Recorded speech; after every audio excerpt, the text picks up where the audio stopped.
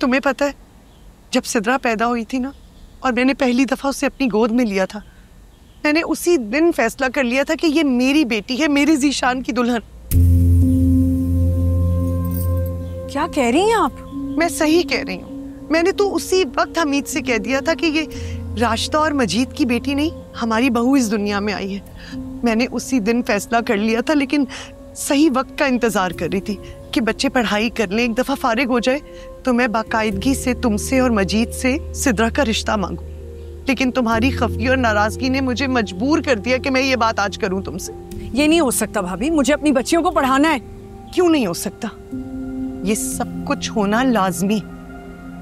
गौर करो बात पे,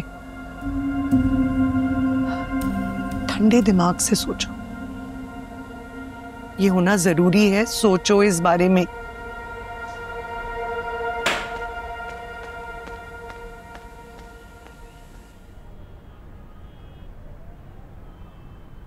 कैसे हो?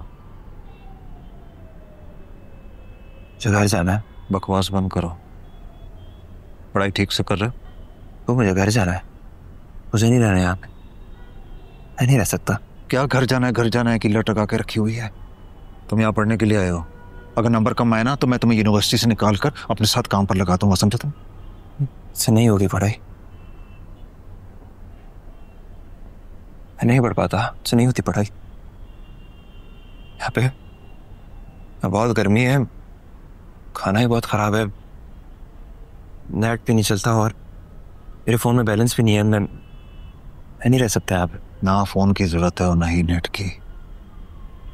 तुम्हें यहाँ पढ़ने के लिए भेजा है और तुम्हारा दिमाग दुरुस्त करने के लिए मुझे तुम। नहीं अबू, ज़रूरत पड़ेगी, नेट की ज़रूरत पड़ती है फ़ोन के लिए। आप मुझे ले चलें, घर ले जाइए।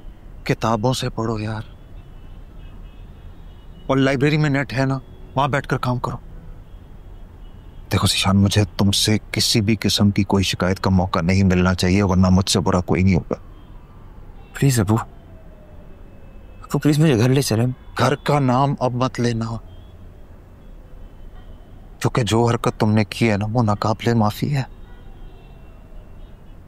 शुक्र करो कि तुम मेरे बेटे हो, वरना।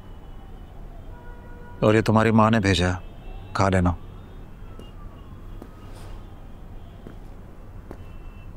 अबू,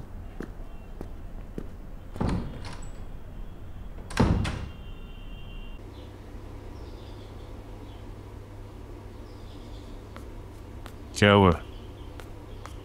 ऐसे क्यों बैठी हुई?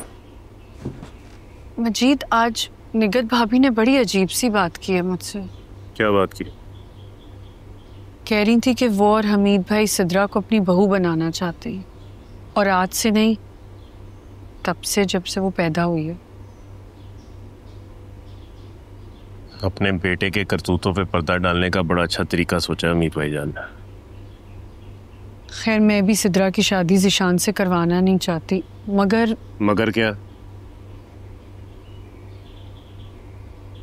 क्या पता उन्होंने वाकई ऐसा सोचा हो।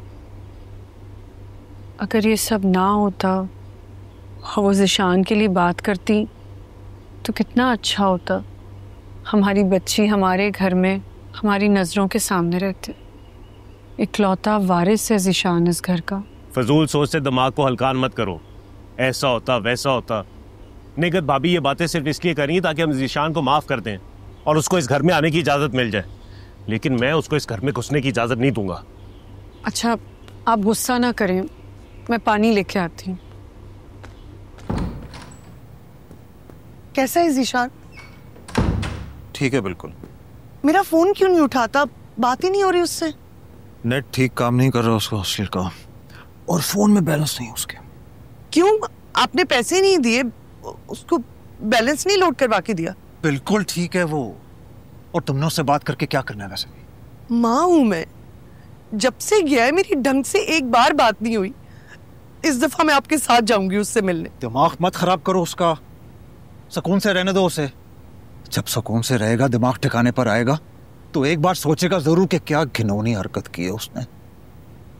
कुछ शर्मिंदगी, कुछ ननामत अंदर आएगी जरूर उसके। इसी तरह मोहब्बत निछावर करती रहोगी, लाड और दिलासों से पिचकाती रहोगी, तो कैसे सुधरेगा वो? ज़ीशान का खाली कमरा देखती हूँ तो दिल गम से भर जाता है मेरा। मैं उसके बगैर नहीं रह सकती। अम्मी अब्बा जी कभी नहीं मानेंगे, और फिर रास्ता और मजीद का भी तो सोचो कुछ।